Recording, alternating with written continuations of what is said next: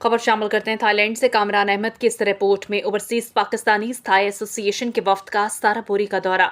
Overseas Pakistani Thai association OPATH के सदर मोहम्मद अजहर विर्क की क़यादत में एसोसिएशन के एक वफ्द ने सुबह साराबोरी का दौरा किया, जहां सीनियर नायब सदर मोहतरम अब्दुल रशीद खान की रहायशगाह पर इनकी पुरतपाक मेज़बानी और रवायती पाकिस्तानी मेहमान नवाजी से लुत्फानंदोज हुआ। वफ्द में OPA थाई के नायब सदर Iftikhar Hussain, adviser Behzad Saleem, director Abdul Majid, director Mohammad Ubaidullah, information secretary Faizan Sindhu और जॉइंट सेक्रेटरी अब्दुल हनान चीमा शामिल थे। दौरे का आगाज साराबोरी के कब्रिस्तान से किया गया, जहां थाईलैंड में मुकीम पाकिस्तानी बरादरी के मुमताज़ और हर दिल अजीज़ शख्सियत भाई खान मरहूम की कब्र पर हाजिरी दी गई, फातिख्वानी की गई।